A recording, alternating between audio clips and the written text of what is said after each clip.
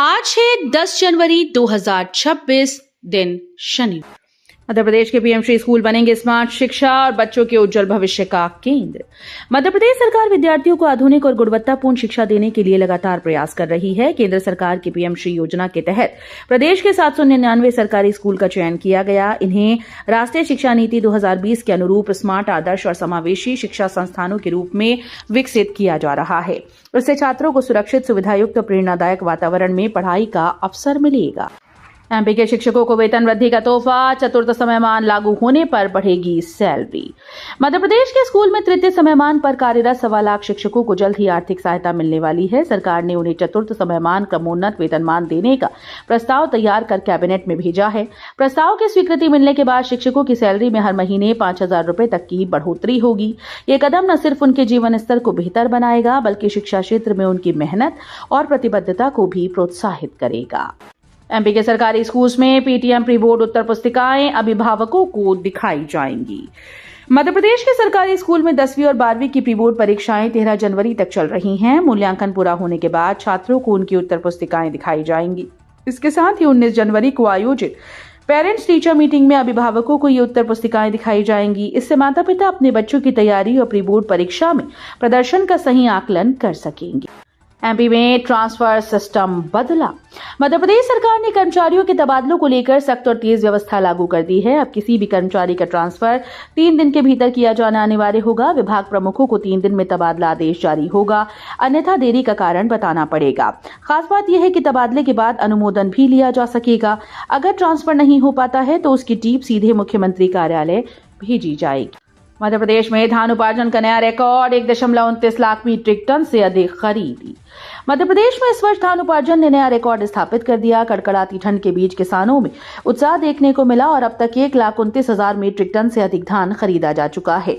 मंत्री राजपूत ने किसानों से 13 जनवरी तक स्लॉट बुक कराने का आग्रह किया। धान खरीदी 20 जनवरी 2026 तक चलेगी। मुख्यमंत्री डॉक्टर मोहन यादव के निर्देश के अनुसार खरीदी केंद्रों पर बेहतर सुविधाएं मिल रही हैं।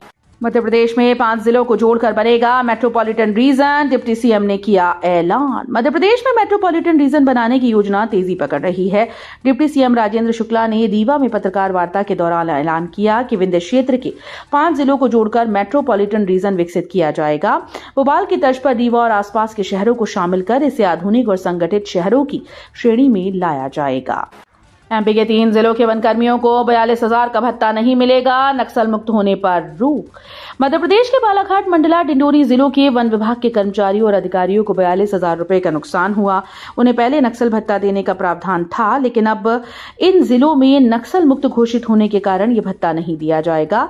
मुख्यमंत्री डॉक्टर मोहन यादव ने पहले नक्सली प्रभावित क्षेत्रों में कार्यरत वनकर्मियों को विशेष भत्ता देने के निर्देश दिए थे।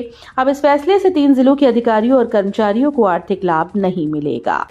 एमपी में वाहन फिटनेस पर बड़ी छूट, केंद्रीय मंत्री नितिन गडकरी ने दी मंजूरी। मध्य प्रदेश में वाहन मालिकों के लिए राहत भरी खबर है। अब वे प्रदेश के सभी जिला परिवहन कार्यालयों में मैनुअल फिटनेस करवा सकेंगे।